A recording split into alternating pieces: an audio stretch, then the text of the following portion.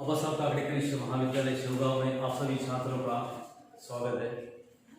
दोस्तों, आपने देखा कि पाप के चार हथियार कन्हैयालाल मिश्र ने किस प्रकार बताने की कोशिश की है, यानी जॉर्ज बर्नार्ड शॉ का परिचय पढ़कर वहां से शुरू किया है। तो यानी जॉर्ज बर्नार्ड शॉ भी कहते हैं कि उनकी बातों को लोग हंसी मजाक समझकर उड़ा देते हैं, ये देखा होगा। लेकिन बाद में कहते हैं शॉ की बातें सच है, लेकिन शॉ की बातें सिर्फ एकांगी है, एक पक्षीय है। तो बाद में कहते हैं कन्हैयालाल मिश्र कि इतना ही सच नहीं है, तो ये जो पापी समाज होता है, ये समाज सुधार के खिलाफ लड़ने के लिए चार शस्त्र का इस्तेमाल करता है। वो चार शस्त्र कौन से है दोस्तों? कन्हैयालाल मिश्र बताते हैं तो वो है उपेक्षा, निंदा, हत्या और श्रद्धा। इस प्रकार इन शस्त्रों से वह पापी समाज जो है, ये समाज सुधारक को विफल करता है या कम से कम उसे कमजोर कर देता है, उसे हराने की कोशिश करता है।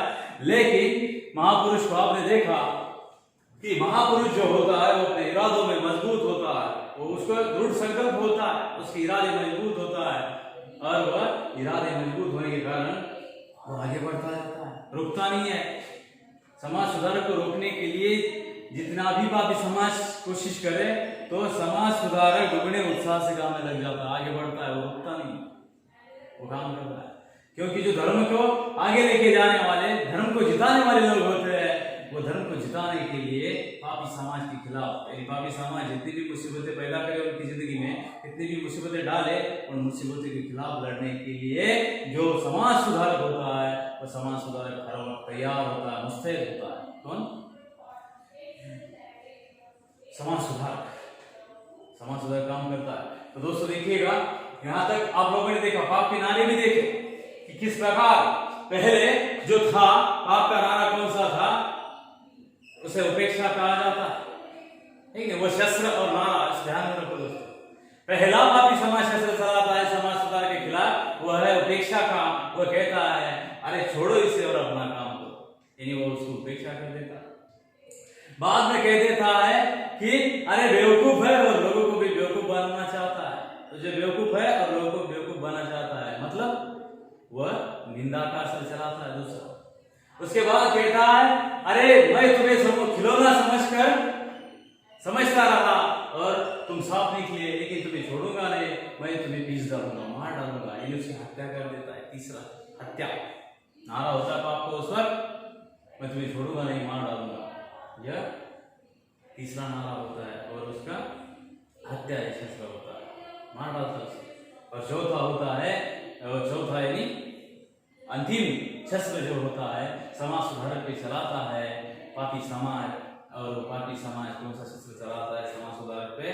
तो वह श्रद्धा, उसकी पूजा करने लगता है। वह कहता है सत्य की जय हो और समाज सुधारक की जय हो, यानी सत्य की विजय करता है, सत्य की विजय और समाज सुधारक की विजय। मतलब वह काम करने लगता है, उस दिशा में आगे बढ़ने लगता है, वो रुकता नहीं है। और समाज भी जो विफल करना चाहता था समाज सुधारक को, वो कमजोर हो जाता है, घुटने टेक देता है। और वहां पे घुटने टेकने के बाद वह समाज सुधारक की बातों को, यानी उसकी गुण का बखान करने लगता है, उसका गुणगान करने लगता है। यानी समाज सुधारक होता है, वह पापियों के खिलाफ लड़ने में वो सफल होता है। जो होता है समाज सुधारक पापियों के खिलाफ लड़ने में सफल हो जाता है, यानी समाज सुधारक जीतता है। दोस्तों, समाज सुधारक इन पापियों के खिलाफ जीतता है। देखो अगला परिच्छेद, उसमें पन्ना नंबर 32 पे आप लोग सब देखें, पन्ना नंबर 32 पर आप लोग देखें, पाप अविदक, यानी यहां तक आप लोगों को समझ में आया दोस्तों बात कि जो पाप के चार नारे हैं, वो चार नारों को आपने किस प्रकार देखा, पाप के चार नारे और जो शस्त्र होते हैं पाप के, वो शस्त्र भी आपने देखे। उपेक्षा देखी, निंदा देखी, उसके बाद हत्या कर दी समाज सुधारक की, उसके बाद वह श्रद्धा, वो श्रद्धा शस्त्र उन्होंने चलाया और समाज सुधारक जो है वो जीतता गया अपने इरादों में। तो ठीक है, सब लोग पन्ना नंबर 32 पाठ्य पुस्तक क्रमांक 32 पर देखे सब लोग। 32 पर आखिर अंतिम जो परिच्छेद है उसको, पाप अविदक सुधारक और सत्य की जो शोध पड़ता जा रहा था, उनका करता है ये उपसंहार। सुधारक महान है, वह लोकोत्तर है, मानव नहीं वह तो भगवान है। तीर्थंकर है, अवतार है, पैगंबर है, संत है। उसकी वाणी में जो सत्य है वह उसकी वाणी में जो सत्य है वह स्वर्ग का अमृत है। वह हमारा वंदनीय है, स्मरणीय है। हम पृथ्वी के साधारण मनुष्य के लिए वैसा बनना असंभव है। उस सत्य को जीवन में उतारना हमारा आदर्श है, पर आदर्श को कब कहाँ कौन पा सकता है। और इसके बाद उसका नारा होता है महाप्रभु सुधारक वंदनीय है, उसका सत्य महान है, वह लोकोत्तर है। दोस्तों देखिएगा, यही भाव अभी तक था, वह सुधारक और सत्य के जो स्रोत पढ़ता जा रहा था। दोस्तों देखिएगा, पापी द्वारा सुधारक के स्तुति स्तोत्र, यानी कौन कौन से स्तुति स्तोत्र गाए जाते हैं? पापी द्वारा समाज सुधारक के। तो यहाँ पर बता दिए है कन्हैयालाल मिश्र जी ने, और कन्हैयालाल मिश्र कहते हैं कि वह कहता है कि वह सुधारक महान, वह लोकोत्तर है, मानव नहीं वो तो भगवान, तीर्थंकर है, अवतार है और पैगंबर संत है। दोस्तों देखिएगा, आप लोगों को परीक्षा में सवाल पूछा जा सकता कि पापी द्वारा सुधारक के लिए जो स्तुति स्तोत्र है वो कौन से है? तो वो स्तुति स्तोत्र आप लोग जानते हैं, किताब में भी है, परिच्छेद में, तो है सुधारक महान, महान जिसका कोई वर्णन नहीं कर सकता, महान है, बड़प्पन है, वो बहुत बढ़िया है, महान है। वह लोकोत्तर, लोकोत्तर सामान्य लोगों से ऊपर, विशिष्ट कहा जाता है उसे। यहाँ पे शब्दार्थ लिखा है दोस्तों, लोकोत्तर, अपनी कॉपी में लिख लो आप, लोकोत्तर यानी सामान्य लोगों से ऊपर, यानी विशिष्ट कहा जाता है उसे, विशिष्ट। तो बाद में कहता कि वो तो लोकोत्तर, वो मानव नहीं वो तो भगवान, मानव नहीं, सामान्य इंसान नहीं है, सीधा साधा इंसान नहीं है, वो सीधा साधा इंसान नहीं है, वो तो भगवान। और भगवान की बराबरी भला कौन कर सकता? ऐसा वह पापी समाज जो है, समाज सुधारक के गुण बखान गाने लगता है, उसके स्तुति स्तोत्र गाने लगता है, वो उसके स्तुति स्तोत्र गाता है। और बाद में कहता है वो लोकोत्तर है, मानो नहीं वो तो भगवान है, तीर्थंकर है। दोस्तों तीर्थंकर ये टिप्पणी है यहाँ पे, तीर्थंकर यानी जैन धर्मियों के जो 24 उपास्य होते हैं उनको तीर्थंकर कहा जाता है। तीर्थंकर का मतलब है जैन धर्मियों के जो 24 उपास्य मुनि होते हैं, उपास्य होते हैं, उनको मुनि कहा जाता है, तीर्थंकर कहा जाता है। तो वह तीर्थंकर कहा जाता है।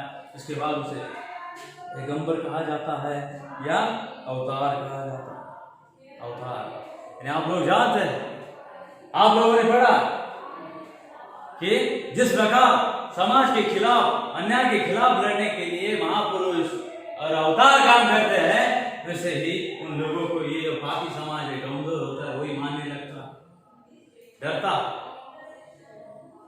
क्योंकि धर्म को डर नहीं होता, लेकिन अधर्म को डर होता है, और वह धर्म को डरने लगता है। और अधर्म, क्योंकि धर्म जो होता है वो निडर होता है, उसे डरने का कोई बात नहीं है उसमें, क्योंकि वो सच के रास्ते पे चलता है। और जो सच के रास्ते पे चलता है उसे कठिनाइयां जरूर आती है, मुसीबतें जरूर आती है, लेकिन वो सच पे चलने वाला जो महापुरुष होता है, वो महापुरुष अन्याय के खिलाफ धर्म को जिता देता है।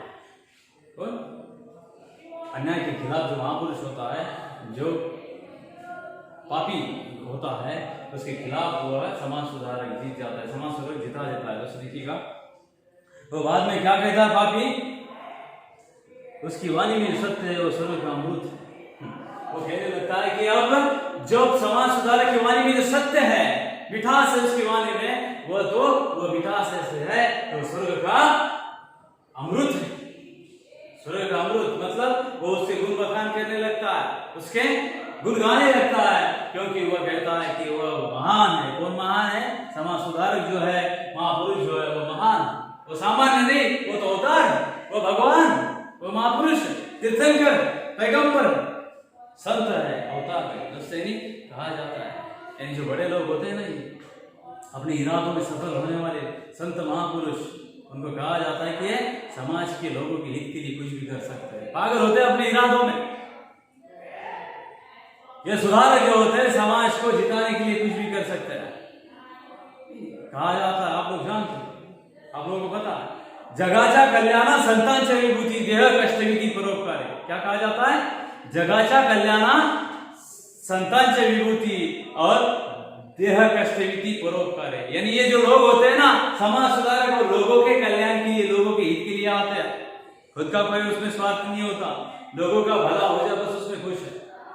लोगों को अच्छाई के रास्ते पे लेके जाने के लिए जो महापुरुष होते हैं वो काम करते हैं। पैगंबर, साधु संत, फकीर काम करते हैं। आप लोगों ने पढ़ा, ऐसा अवतार है, भगवान है, संत है, गॉड है, जीसस है, अल्लाह ताला, वाहेगुरु है, गॉड। यानी आप लोगों को बताने का मकसद बस ये जो है अलग अलग अवतार होते हैं, लेकिन यह समाज के अन्यायों के खिलाफ लड़ने का काम करते हैं और समाज की जो भोले भाले सीधे सामान्य लोग हैं उनको शीर्ष पर लेके जाने का काम करते हैं। कौन?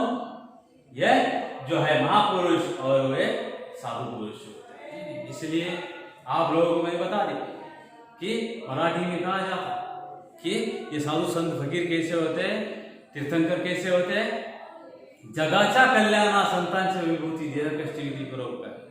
यानी लोगों के हित के लिए वह अपना जो देह होते हैं, अपना जिस्म जो होता है, शरीर होता है, लोगों के लिए काम में लाते हैं, लोगों के हित के लिए लाते हैं। ठीक है, इसलिए वो क्या क्या क्या क्या कहा जाता है वहां पे?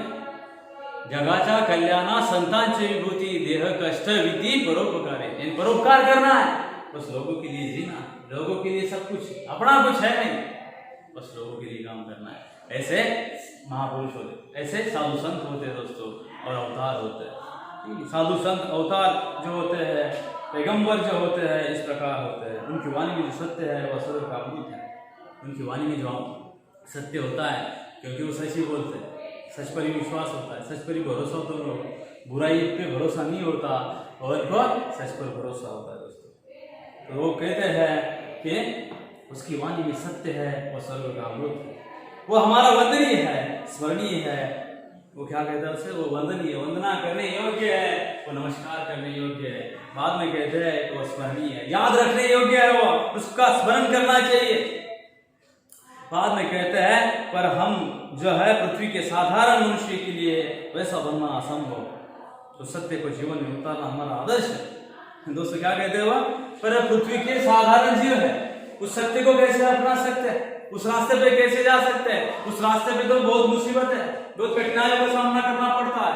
उसमें सामान्य इंसान जो है, सामान्य इंसान साधु संतों जैसा वो नहीं रह सकता है। इसलिए वो कहता है वो हमारा वंदनीय है, स्मरणीय है, वो आदर्श है, आदर्श है। लेकिन आदर्श को जीवन में कब कौन को कैसे उतारे, वह कहते हैं कि ये सवाल है, कब कौन कैसे उतारे, क्योंकि सत्य का मार्ग कठिन होता है। सच के रास्ते पे जाने वाले को दिक्कतों का सामना करना पड़ता है, मुश्किलों का सामना करना पड़ता है।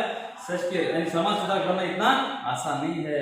तो महापुरुष संतों के रास्ते में अनगिनत ऐसी रुकावटें आती है जो पापी लोग डालते हैं, और जो पापी लोग है वो कहने लगते हैं कि संत जो होते हैं महान होते हैं, और संतों का जो होते हैं सामान्य लोग, संतों को किस प्रकार उसका आचरण करे, उसको आदर्श ले ले और उस रास्ते पे कौन जाए, और कौन कहता है? पापी समाज कहता है। और इसके बाद उसका नारा होता है महाप्रभु सुधारक वंदनीय है, उसका सत्य महान है, वह लोकोत्तर है। उसका बाद का नारा क्या होता है? वह क्या कहता है? महाप्रभु सुधारक जो होता है वंदनीय है, उसका सत्य महान है, वह लोकोत्तर है। महाप्रभु कहा जाता है सुधारक को, वह महाप्रभु सुधारक वंदनीय है, उसका सत्य महान है। और बाद में कहते हैं कि वह लोकोत्तर है। लोकोत्तर जो शब्द है सामान्य लोगों से ऊपर, विशिष्ट कहा जाता है लोकोत्तर। जो सामान्य लोग होते हैं, आम जनता जो है उससे ऊपर जो होता है समाज सुधारक, वह लोकोत्तर होता है, यानी बहुत बढ़िया होता है। वह सामान्य लोगों से ऊपर होता है, शीर्ष पर होता है, यानी जो सामान्य लोगों से विशिष्ट हो उसे लोकोत्तर का लोकोत्तर। साधु संत फकीर पैगंबर अवतार जो होते हैं वो महान होते हैं और अच्छे रास्ते पे चलते हैं। बाद में वो कहते हैं, यानी जो पापी समाज है दोस्तों, वो भी उसका गुण बखान करने लगता है, गुण गाने लगता है। तो दोस्तों देखिएगा अगला परिच्छेद, यह नारा ऊंचा उठता रहता है, अधिक से अधिक दूर तक उसकी गूंज फैलती रहती है, लोग उसमें शामिल होते रहते हैं, पर अब उसका ध्यान सुधारक में नहीं उसकी लोकोत्तरता में समाया रहता है। सुधारक के सत्य में नहीं उसके सूक्ष्म से सूक्ष्म अर्थों और फलितार्थों के करने में जुटा रहता है। दोस्तों देखिएगा, ये नारा ऊंचा उठता रहता है, काम करता है, लेकिन अधिक से अधिक दूर तक उसकी गूंज फैलती रहती है। क्योंकि कहा जाता है दोस्तों, जो अच्छा काम करता है उसके गुण अपने आप ही से लोगों को पता चल जाता है। नेक रास्ते पे चलने वाला जो इंसान होता है, नेक रास्ते पे चलने वाले इंसान को बताना नहीं पड़ता कि वो कितना बड़ा, वो अपने आप अपने कार्य का सुगंध है, अपने कार्य की जो गंध है वो फैल जाता है। अपने कार्य का सुगंध उसका फैलता रहता है, तो सुगंध लोगों तक पहुंचता है। वो कहते हैं बाद में कि नारा ऊंचा उठता रहता है, अधिक से अधिक दूर तक उसकी गूंज आवाज फैलती है, लोग इसमें शामिल होते रहते। उसकी महानता का जो गुण है वो लोगों को पता चलता है। कहा जाता है दोस्तों, वाऱ्या हाती साले माप सज्जनांची, वाऱ्यासारखी कीर्ती पसरली जाते, मराठी में वाऱ्या हाती साले माप सज्जनांची। जैसे तूफान की तरह उसकी जो महानता है वो फैल जाती, लोगों को पता चल जाता है कि यार ये महान है, संत है, फकीर है, अवतार है, तीर्थंकर है। लोगों को समझ में कि वो संत है, फकीर है, महाप्रभु है और वह अवतार है, समझ में आता है लोगों को। कब दोस्तों आप जानते हैं कि पापी को हराने के बाद जब सत्य जीतता है तो वह सत्य लोग उसे मानने लगते हैं, उसकी चरण वंदना करने लगते हैं। बाद में कहते हैं कि पर अब उसका ध्यान सुधारक में नहीं होता। अब जो पापी समाज, जब समाज होता है पूरा, वह समाज तो मानने लगता है कि सुधारक की बातों में सुधारक ने विजय हासिल किया है, लेकिन वह उसे सुधारक में नहीं, अब सुधारक में उनका विश्वास नहीं होता, उसको ऊपर ध्यान नहीं होता। अब उसकी लोकोत्तरता, यानी सुधारक की बातों को तो मान लेते, सुधारक की बातों पे गौर करते, सुधारक की बातों पे उनका ध्यान होता है, अब सुधारक पे ध्यान नहीं होता। वो कहते हैं और उसका लोकोत्तरता में उसमें समाया होता है। लोकोत्तरता उसकी विशिष्टता में वो लोग मान जाते हैं, उसकी विशिष्टता के गुणगान करते हैं, बखान गाने लगते हैं, बखान करते, वर्णन करते हैं।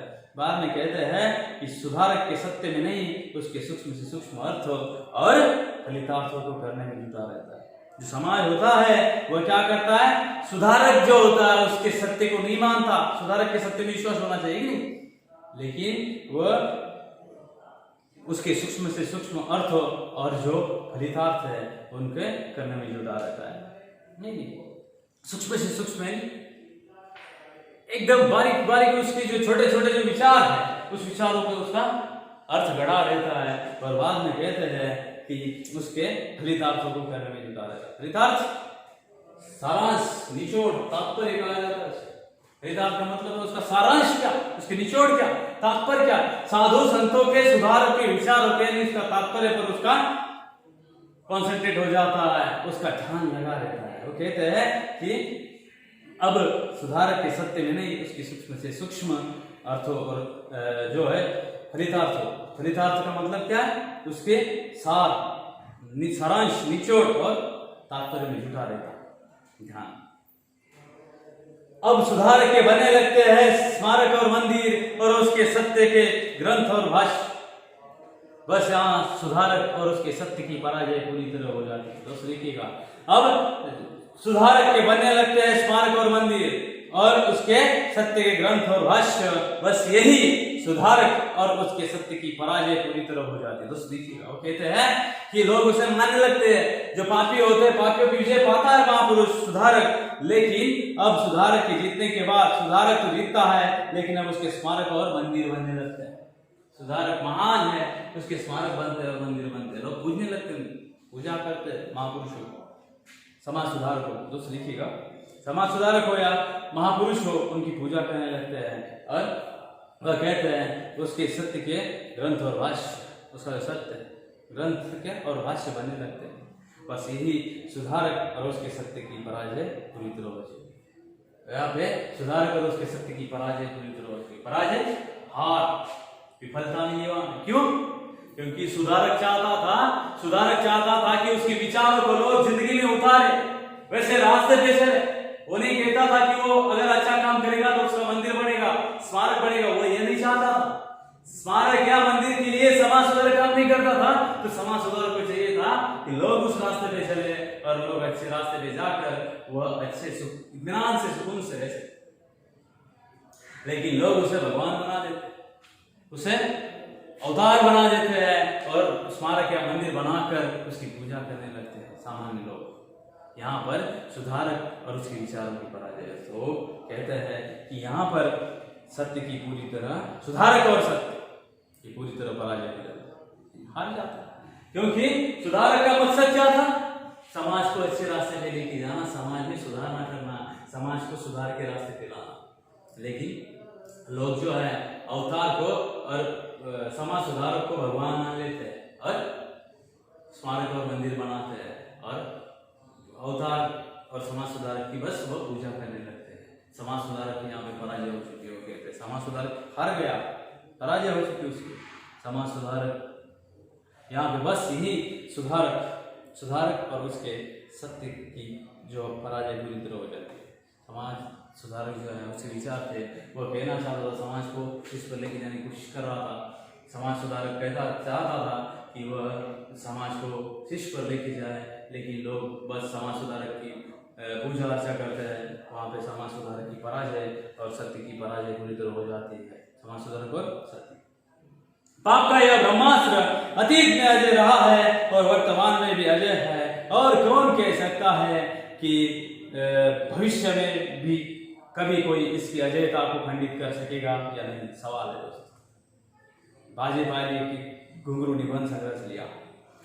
पाप का यह जो ब्रह्मास्त्र, पाप ने जो ब्रह्मास्त्र चलाया, ब्रह्मास्त्र नहीं, पुराणों के अनुसार यह एक अस्त्र है जो मंत्रों द्वारा चलाया जाता, इसे ब्रह्मास्त्र कहा जाता है। तो कहते हैं पाप का यह ब्रह्मास्त्र अतीत में, अतीत भूतकाल में, पास्ट टेंस, भूतकाल में भी अजय रहा। अजय यानी जिसे कोई हरा न सके। अजय का मतलब क्या है?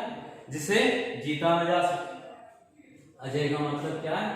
जिसे जीता न जा सके। यानी पाप का जो ब्रह्मास्त्र है यह अतीत में भी अजय था, वर्तमान में भी अजय है। और कन्हैयालाल मिश्र कहते हैं कौन कह सकता है कि भविष्य में भी कभी कोई इसकी अजयता को खंडित कर सकेगा या नहीं? अजयता यानी उसके जीत को कौन खंडित कर सकता है? खंडित, भग्न या उसे टूटा हुआ। खंडित यानी उसे कोई तोड़ सकता है क्या? नहीं तोड़ सकता। कौन कहता है? कन्हैयालाल मिश्र कहते हैं। कन्हैयालाल मिश्र कहते हैं कि यहाँ पर सत्य और समाज सुधारक की पूरी तरह हार हो चुकी है। क्यों?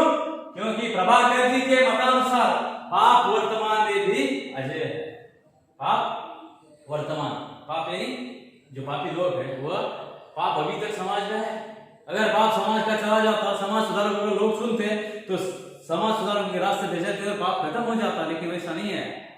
आज भी दुनिया में आप लोग जानते हैं कि अतीत में भी यह जो पाप था वह अजय था, वर्तमान में भी अजय है। और कन्हैयालाल मिश्र कहते हैं कौन कह सकता है कि यह जो पाप है वह आने वाले भविष्य में भी अजय न हो? अजय भी रह सकता है, अजय ही है वो कहते हैं। यानी दोस्तों कन्हैयालाल मिश्र जो है आप लोगों को समझाना चाहते हैं इस पाठ के माध्यम से कि पुराने जमाने से लेकर आज तक समाज सुधारक है, अवतार है, भगवान है, तीर्थंकर है, इन लोगों को ये जो समाज के पापी लोग हैं इन्होंने त्रस्त किया है। लेकिन फिर भी इन पापियों के खिलाफ लड़कर समाज सुधारकों ने, महापुरुषों ने, तीर्थंकरों ने और अवतारों ने आगे बढ़ने की कोशिश की। लोगों ने उनको माना, उनके स्मारक खड़े हुए, मंदिर बने। लेकिन जो उससे ज्ञान की बात उन्हें लेनी चाहिए थे, समाज सुधारक के विचारों को लोगों ने जिंदगी में उतारना चाहिए था, लोगों ने वह जिंदगी में न उतारने के कारण तो कन्हैयालाल मिश्र कहते हैं कि पाप अतीत में भी अजय था, वर्तमान में भी अजय है और भविष्य में भी इसकी अजयता को कौन खंडित कर सकता है? वहाँ पे कन्हैयालाल मिश्र ने बताया कि बाजे पायले के घुंघरू इस कथा संग्रह से, इसको निबंध संग्रह से लिया गया है। तो दोस्तों यहाँ पर जो है पाप की 4 हथियार पाठ खत्म होता है, समाप्त होता है। इसके बारे में अगर आप लोगों के जहन में, दिल में कोई भी शंका हो, कोई भी समस्या आप लोगों को हो, तो उस समस्या को आप मुझे फोन करके पूछ सकते हैं, या आप लोग व्हाट्सएप पर भी मुझे समस्या बताकर मुझसे आप लोग समस्या का समाधान पा सकते हैं। यानी दोस्तों ये पाठ है आसान है, अगर आज आप इसको अच्छी तरह से समझे तो ये पाठ आसान है। इसके जो है पहले देखा जाए दोस्तों, पाप के 4 हथियार, इसमें पाठ का सब कुछ है। तो पाप के 4 हथियार कौन से हैं? तो पाप के 4 हथियार है उपेक्षा, निंदा, हत्या और श्रद्धा। दोस्तों है ये पाप के 4 हथियार है। कन्हैयालाल मिश्र बताना चाहते, कन्हैयालाल मिश्र बताते ये पाप के 4 हथियार है। कौन कौन से? तो वह है उपेक्षा, निंदा, हत्या और श्रद्धा। तो ये पाप के 4 हथियार है। उसके बाद पाप के नारे भी बताया उन्होंने। इसके संलग्न जुड़कर ये है कि पहले जो पापी समाज होता है वो पापी समाज का पहला नारा होता है पाप के खिलाफ कि अरे छोड़ो इसे, जाने दो, अपना काम करो। बाद में कहता है यानी वो उपेक्षा होती, उपेक्षा करता है। बाद में कहता है अरे बेवकूफ है और लोगों को भी बेवकूफ बनाना चाहता है, खुद भी बेवकूफ है, लोगों को भी बेवकूफ बनाना चाहता है। बेवकूफ का मतलब है। दूसरा है निंदा, वो निंदा कर लेता है समाज सुधार की। तीसरा है अरे तुझे तो मैं कमजोर समझता रहा और तू तो साफ निकला, तुझे छोड़ूंगा नहीं, तुझे पीस डालूंगा, मार डालूंगा, उसकी हत्या कर देता है। हत्या ये तीसरा शस्त्र है।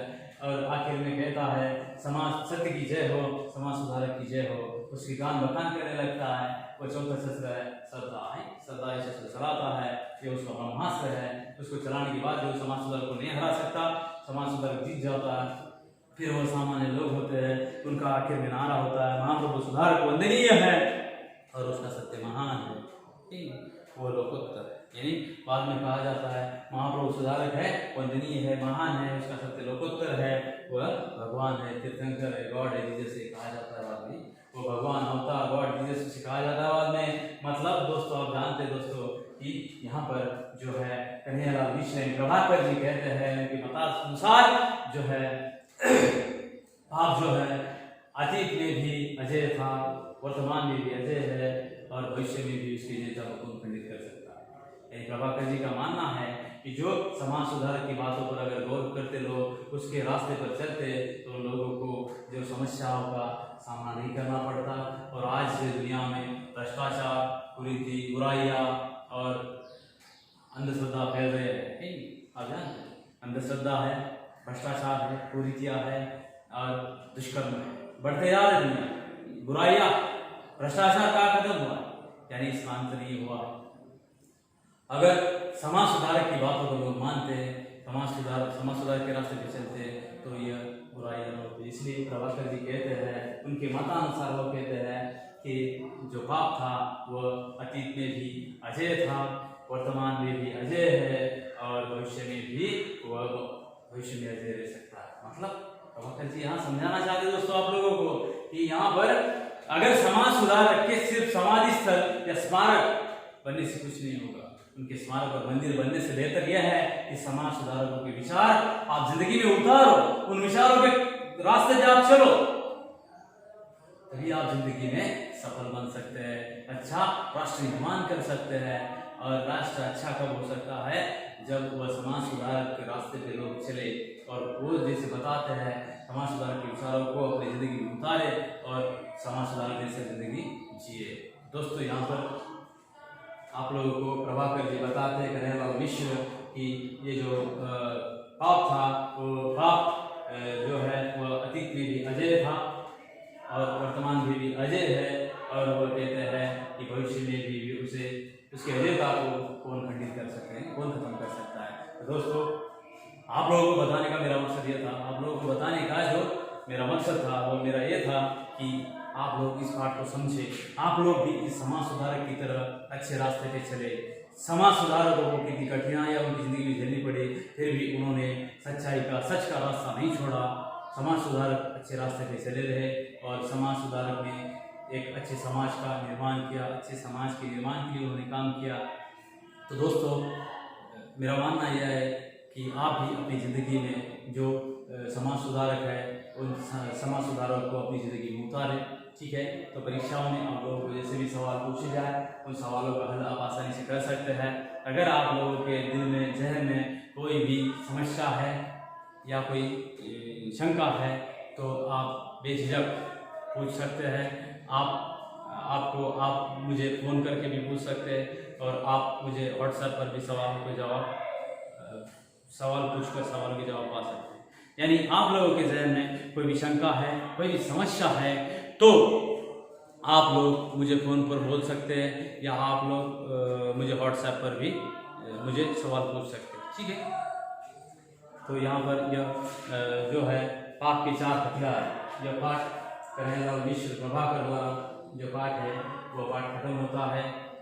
इसके स्वाध्याय आप लोग अपनी अपनी जो कापियाँ है कापियों में लिखे, कापियों में लिख कर जाँचने के लिए, ठीक है, मेरे व्हाट्सएप नंबर पर आप उसे भेज दो। ठीक है।